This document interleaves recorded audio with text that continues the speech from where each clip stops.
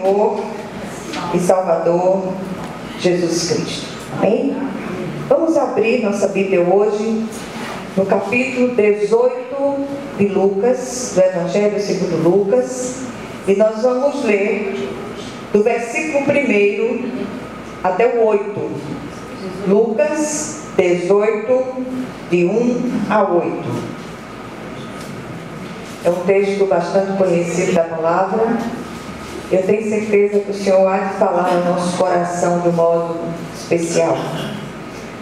Diz assim a palavra do Senhor: Disse-lhe Jesus uma parábola sobre o dever de orar sempre e nunca esmorecer. Havia em certa cidade um juiz que não temia a Deus, nem respeitava homem algum. Havia também naquela mesma cidade uma viúva que vinha ter com ele, dizendo: julga minha causa contra o meu adversário. Ele, por algum tempo, não a quis atender, mas depois disse consigo: bem que eu não temo a Deus, nem respeito a homem algum. Todavia, como esta viúva me importuna, julgarei a sua causa, para não suceder que por fim venha molestar-me. Então disse o Senhor: considerai no que diz este juiz iníquo. Não fará Deus justiça aos seus escolhidos, que a Ele clamam dia e noite, embora pareça demorado em defendê-los? Digo-vos que depressa lhes fará justiça. Contudo, quando vier o Filho do Homem, achará porventura fé na terra? Vamos orar. Senhor nosso Deus e nosso Pai, nós clamamos pela Tua presença.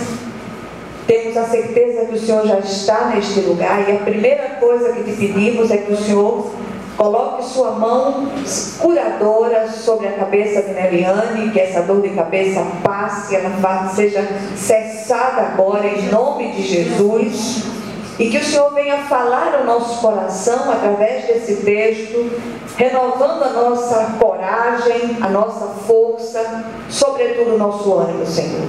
Há muitas pessoas em nosso meio desanimadas, inquietas, preocupadas, mas hoje, Senhor, que o Senhor venha trazer quietude ao nosso coração e, sobretudo, confiança plena que o Senhor está no controle soberano de todas as coisas. E que seja assim, em nome de Jesus. Amém. Amém. Primeira coisa que eu queria dizer ao grupo hoje, grupo formado por mulheres, e as mulheres, elas têm uma característica praticamente comum, é a perseverança. Outro dia eu vi uma charge dessas de internet que aparecia a mãe e a filha, e aí a menina perguntava à mãe o que foi que ela deixou de fazer, o que foi que ela desistiu. Ela disse: não sei, filha, nós somos mulheres. Mulher não desiste, ela vai até as últimas consequências. E eu queria dizer a você hoje: não desista, ore, confie e espere. Deus está agindo na sua causa. Amém. Há muitas lutas, há muitas inquietações, e eu hoje estava conversando com uma pessoa a respeito de como começou esse trabalho. Foi Deus se manifestando a mim como Deus do impossível. Aquilo que era absolutamente impossível do ponto de vista humano, o Senhor fez acontecer. E eu comecei com um voto a Deus: orar todas as quintas-feiras pelas causas impossíveis. E aí eu tinha feito esse voto a Deus, e a irmã disse: comece antes de ver a resposta. E eu comecei a me reunir na quinta-feira com um pequeno grupo de mulheres, eram 6 mulheres, no terraço da casa pastoral.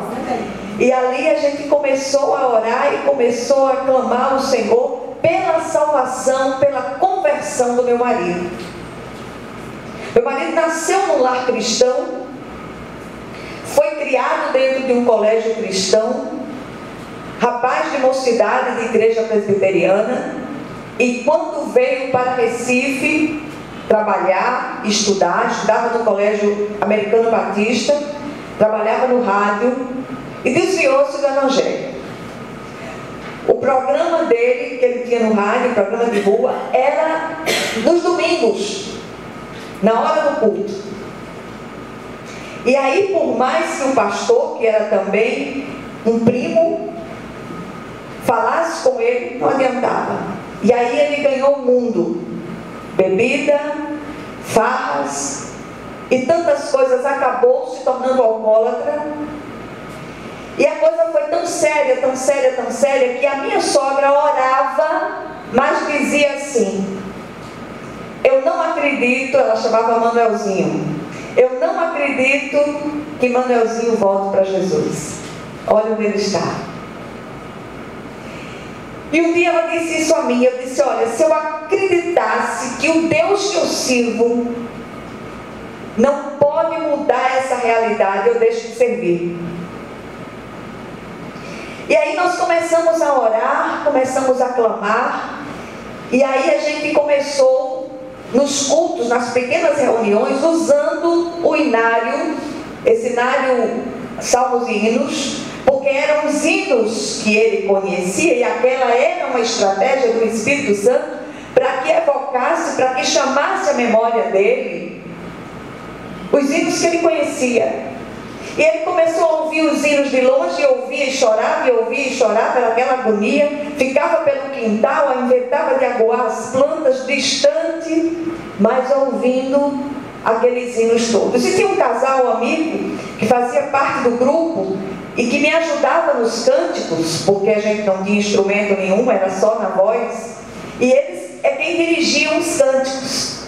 Aí ela está dizendo, graças a Deus que não era eu que dirigia os cantos, repara que desaforo. Aí eu sei que ela entregou-se. Ele voltou a trabalhar e ela entregou-se, não tinha mais quem ajudasse. Aí eu disse a ele, aí ele começou a sentar lá no fundo do terraço, ouvindo os cantos, e eu disse, por que você não me ajuda?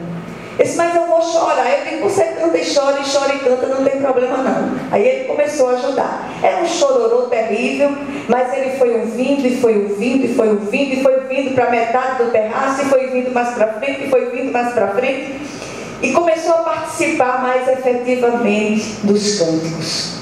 Naquela época, ele já bebia meio litro de vodka pura por dia. Ele começava o expediente no açougue, porque nós perdemos tudo. Ele era um publicitário, perdeu as publicidades todas, nós ficamos só com um frigorífico pequeno, que era na verdade mais um açougue do que um frigorífico. E ali ele começou a beber cada vez mais cedo. E aí o que é que aconteceu? Ia esticando o expediente do açougue, e a coisa foi ficando cada vez mais séria. E a minha cunhada e a minha sogra diziam, desista, não adianta. Eu digo, não desisto. Eu sigo um Deus vivo. E eu comecei a perceber que na Bíblia o Senhor se manifestava ao seu povo em situações específicas. Ele se manifestava como Jeová Rafa, o Deus que cura. Ele se manifestava como Deus que é a nossa bandeira. Ele se manifestava como o Senhor, o Deus Todo-Poderoso, El Shaddai. E ali ele começou a se manifestar a mim como o Deus do impossível. Não tem uma causa impossível que nós coloquemos diante do Senhor que não seja resolvida.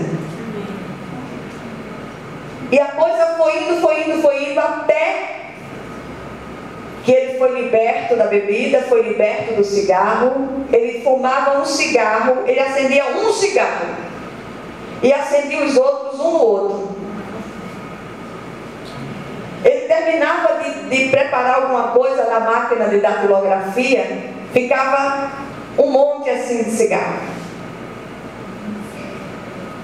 E eu vi a glória de Deus descer na situação. Por que eu estou dizendo tudo isso a vocês hoje? Porque eu sei que hoje, aqui, tem mulheres de Deus que precisam de uma manifestação do Deus do impossível.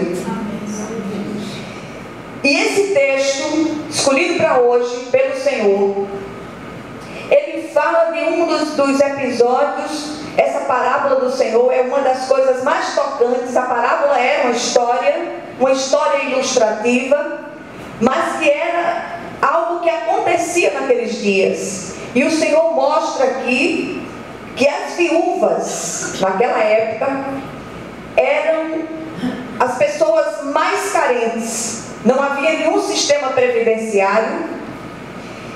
E essa mulher vem à presença do juiz de uma forma contundente. E para a gente compreender melhor essa parábola, eu gostaria de situar vocês no contexto original. O tribunal daquela época não eram os edifícios pomposos que a gente vê hoje, os tribunais muito bem aparados. Não, era uma tenda móvel, onde o juiz, essa tenda se movia para os lugares onde era necessário haver um julgamento, e ali aquele juiz se sentava no seu interior como se fosse um reizinho, e aquelas pessoas que estavam ali dentro, seus assistentes, facilitavam, entre aspas, o julgamento mediante suborno. Então, o acesso ao juiz daqueles dias, para trazer os seus pleitos, era em troca de favores financeiros. E em se tratando de uma viúva, ela precisava superar pelo menos 3 obstáculos. Primeiro, o fato de ser mulher. Ela não existia socialmente. Ela não era contada socialmente. Não poderia pleitear suas causas. Não tinha voz nem vez. Segundo, era viúva, não possuía marido, lógico, que pudesse representá-la diante daquele juiz ou pagar suborno a seus assistentes. E por último, era pobre, mesmo que quisesse, não poderia pagar suborno aos assistentes do juiz para que lhe fosse permitido o acesso. Assim, era absolutamente impossível dela chegasse àquele juiz. Vocês estão acompanhando? A dificuldade, aquela dificuldade que você está vivendo, era como a dificuldade daquela mulher. Você já chegou ao ponto de dizer, não tem jeito, não diga mais. Tem jeito sim, porque das mãos do Senhor vem todas as possibilidades. Vem aquela possibilidade que você nem sequer cogitou. E eu tenho certeza que o Senhor está liberando hoje bênçãos que são absolutamente impossíveis do ponto de vista humano. E quem crê verá a glória de Deus. Todo esse arrazoado inicial é para que possamos compreender a impossibilidade de tal viúva em ter sua demanda resolvida.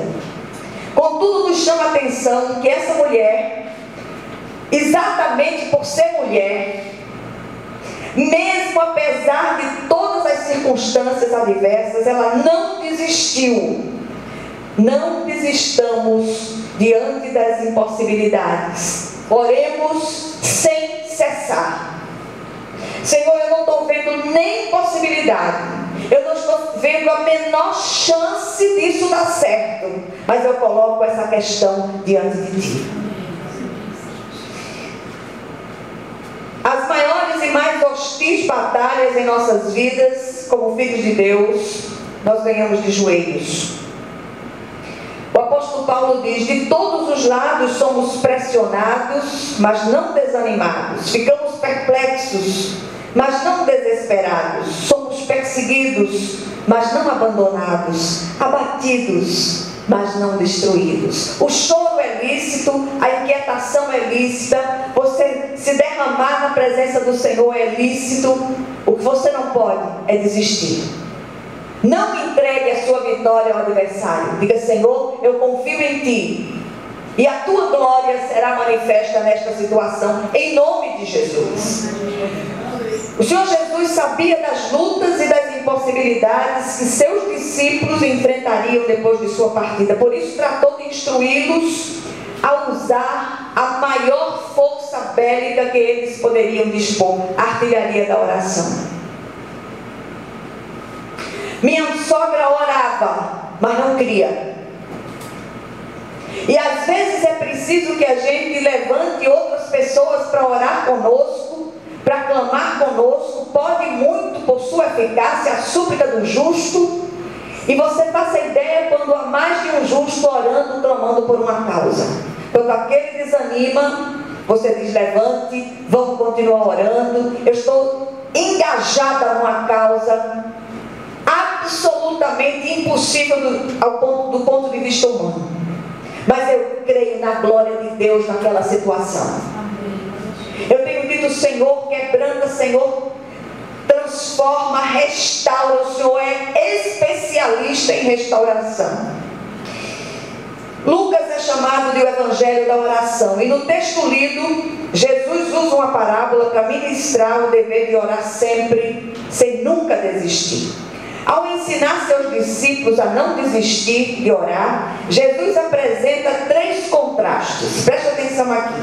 Primeiro, o contraste entre orar e esmorecer. O termo esmorecer descreve alguém que perde as forças, o ânimo e fica ao ponto de desistir, de desmaiar. Chegou, acabou, não tem mais saída. E é assim que nos sentimos em determinadas situações em que não conseguimos ver saídas. Diante de uma grande demanda, temos 2 caminhos: lutar ou esmorecer. E aqui Jesus nos instrui a, mesmo diante daquilo que nos parece absolutamente impossível, não desistir de orar. Se eu tivesse desistido de orar, de clamar, muitas vezes eu orei nas madrugadas, eu virava a noite inteira clamando: Senhor, eu quero ver a tua glória, Senhor. E hoje, glória a Deus, eu estou no céu, eu estou de posse de vitória, porque nós servimos a um Deus que é vivo.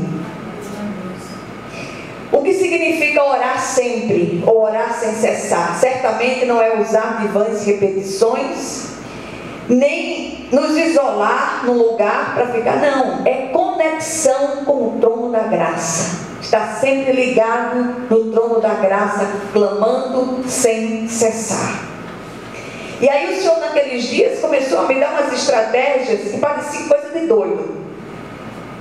Eu comecei a trazer uns versículos e botar em determinados lugares da casa.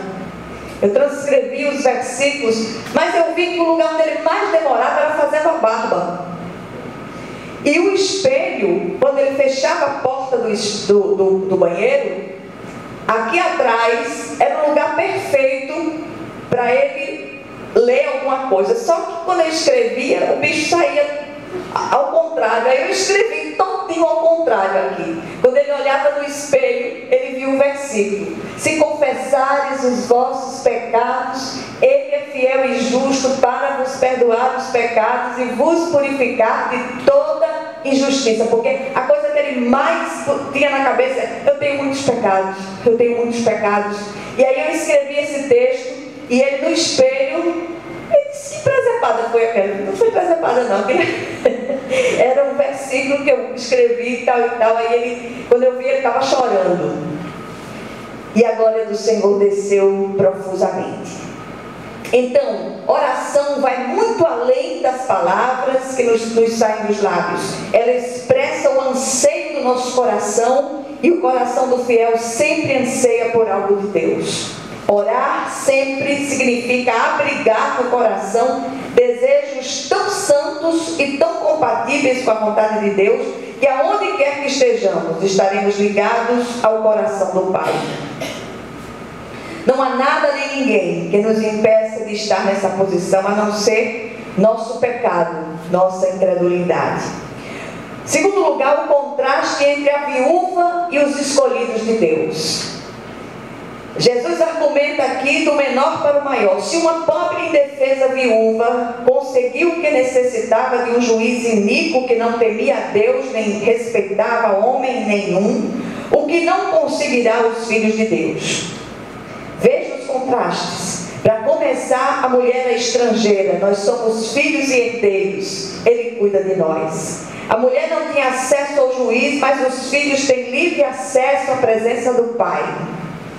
A mulher não tinha amigo nenhum no tribunal que facilitasse sua entrada e colocasse o seu pleito no rol das causas a serem julgadas. Tudo que lhe restava era a persistência de andar ao redor da tenda, gritando seu pleito para que o juiz lhe ouvisse e julgasse a sua causa. Misericórdia! Você já imaginou a mulher gritando ao redor da tenda? Quando o cristão vai à presença do juiz do universo em oração, ele tem um advogado e sumo sacerdote que o representa e intercede por ele diante do trono da graça. Ele tem o Santo Espírito, que é o intercessor por excelência, e ora, porque nós não sabemos orar como convém. Ele traduz a nossa oração até a presença do Pai. Aquela viúva era pobre e desvalida, enquanto nós temos à nossa disposição as incontáveis riquezas de Deus para suprir nossas necessidades. E por último, o terceiro contraste entre o juiz iníquo e o Pai Celestial. Deus não é como esse juiz, antes Ele é um Pai amoroso que atenta para as nossas necessidades e súplicas. Aquele juiz atendeu a viúva por medo que ela o molestasse com a importunação. Deus nos atende porque se torna galardoador daqueles que o buscam. Embora muitas vezes Deus pareça demorado em nos responder, essa aparente demora não significa falta de ação, mas preparação para as grandes e maravilhosas promessas de Deus sejam liberadas para nós. Às vezes, a aparente demora de Deus faz parte da resposta. Ele usa todos os meios, fazendo com que tudo coopere para o bem dos que amam a Deus e são chamados segundo os seus propósitos. E o texto diz que o juiz o texto diz que depressa o Senhor, fará justiça aos seus escolhidos. Só que o depressa de Deus é diferente do nosso tempo. Enquanto nós esperamos a resposta, Deus está trabalhando em nós, como um dia trabalhou em mim. O meu maior seminário foi todo esse processo para que meu marido viesse para Jesus. Eu aprendi submissão ali, eu aprendi perdão ali, porque era perdoar 70 vezes 7 por dia. Eu aprendi paciência, que a minha era 0. Paciência com as coisas de Deus, porque paciência para as coisas práticas da vida eu não tenho não, continuo sem ter. Mas eu tenho paciência para esperar o agir de Deus. Aprendi a fechar a boca na hora certa e abrir na hora certa, dar aquela recuada estratégica em muitas situações que ele esperava que eu brigasse, que eu esbravejasse, e eu vi a glória de Deus descer. Se coloque na posição e você vai ver a glória do Senhor descer. O que nós aprendemos aqui? Primeiro, como aquela viúva, não devemos desistir da luta, antes devemos batalhar em oração continuamente. O primeiro ministério nosso é a nossa casa, é o nosso lar. Segundo, se uma viúva desvalida estrangeira recebeu o que necessitava, o que não poderá receber os filhos e herdeiros de Deus? Terceiro lugar, Deus não é como aquele juiz egoísta. Ele não é como nós dizemos aqui em Pernambuco, Deus não é pirangueiro. Nós usamos essa expressão aqui. Ele é um Deus de derramar e derrama profusamente sobre os seus. Ele se torna galardoador dos que o buscam. Que o Senhor aplique ao nosso coração essa palavra em nome de Jesus. Amém?